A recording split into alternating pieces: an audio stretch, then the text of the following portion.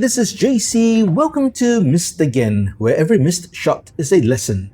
It's not about perfect play, it's about my struggles and honest progress. This might be one of the most important videos I've done, as these two subtle stroke mistakes were killing my pool game. And if you just so happen to be making the same mistakes, this video will save you frustration and elevate your game almost instantly. 90% of misses are due to a poor stroke.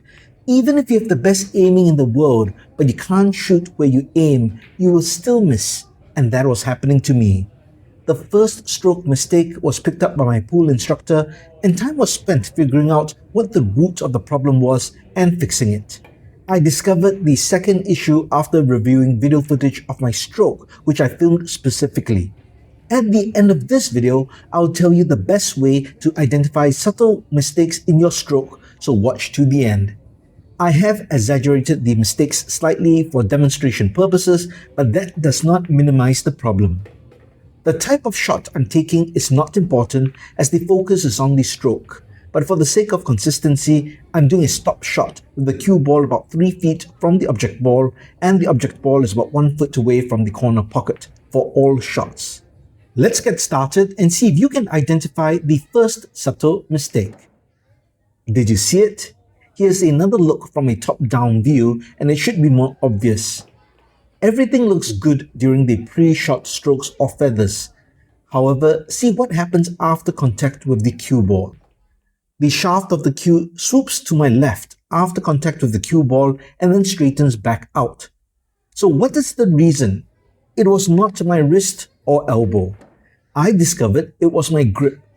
Now, I traditionally had a loose grip as you're supposed to have, so my grip strength was correct.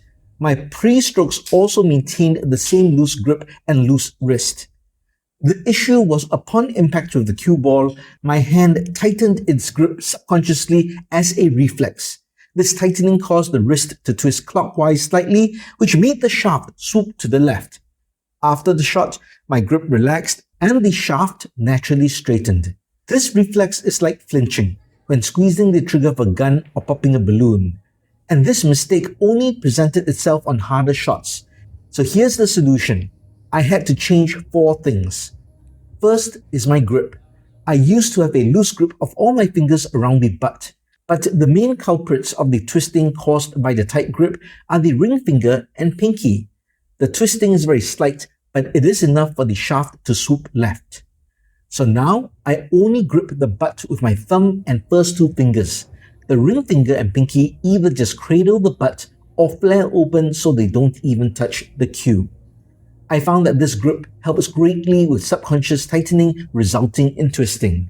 The next solution is to be very conscious where the butt touches your palm at the end of the stroke before twisting happens.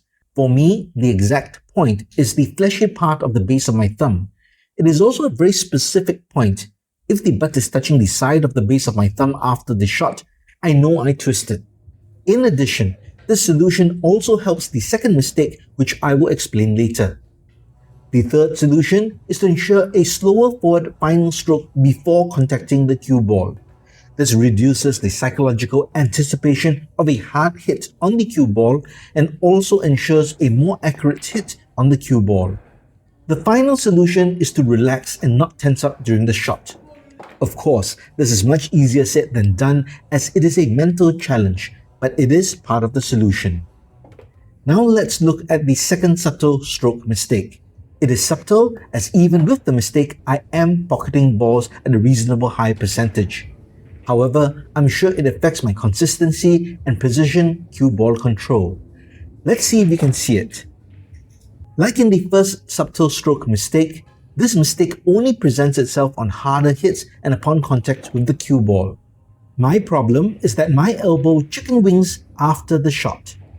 The elbow doesn't collapse or drop. That is more common and obvious. But my elbow cocks outwards only after a hard hit. It is a strange occurrence and it took me some time to figure out what was wrong. While the ball was pocketed with this stop shot, you can see the cue ball still spinning. This is the result of the chicken wing that caused the cue ball to be contacted slightly off the vertical axis. Originally, I thought the fault was with my elbow movement, but that is not the case. The issue was the slight rotation of my right shoulder. I have to work on three things to eliminate this chicken wing. The first is the hardest, and that is to isolate and lock the shoulder and ensure it does not move upon contact with the cue ball. Isolating and locking your shoulder is something you have to feel and figure out for yourself. Everyone is different, and everyone is in tune with their body differently. It can be very easy for you to isolate and control a specific part of your body. Or like me, it can be very difficult to do. The next solution is something I borrowed from snooker players. I have at least 3 points of contact with the cue during the stroke. Here I have 4 points. The left hand bridge, my chin, the right side of my chest, and the right hand on the butt. For shots where the object ball is far from the cue ball, my chin is usually off the cue so that I have a better aiming view. These multiple points of contact help to keep the cue as straight as possible through the shot. Finally, and possibly the most important, is to not overextend the shot after contact with the cue ball. This does not mean to stop upon contact with the cue ball, but there is no need to overextend with follow-through.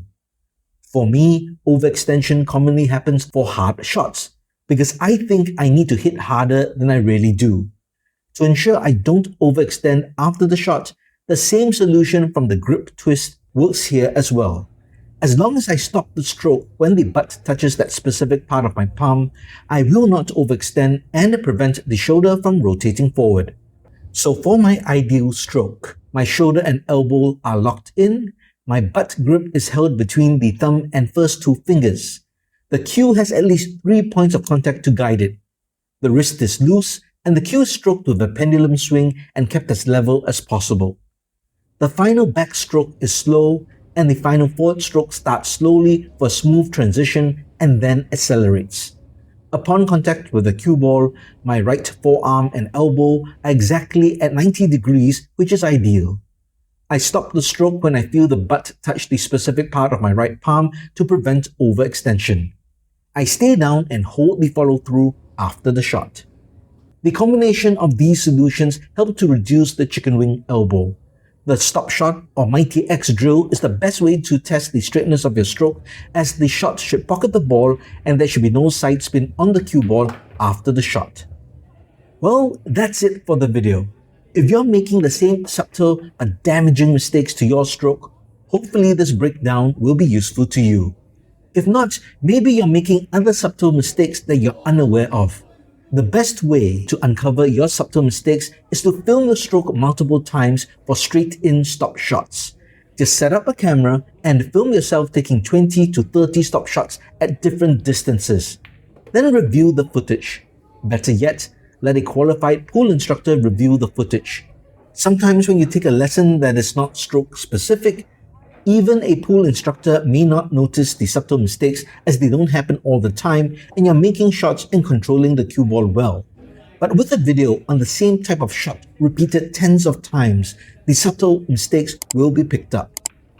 If you liked this video, please give it a thumbs up. And if you like the content in general, please subscribe to the channel and hit that notification bell. It will really help the channel out. You can also support the channel by checking out my merch store at mragainpool.com. Every miss makes us better, so let's grow together. My name is JC. Try not to miss again.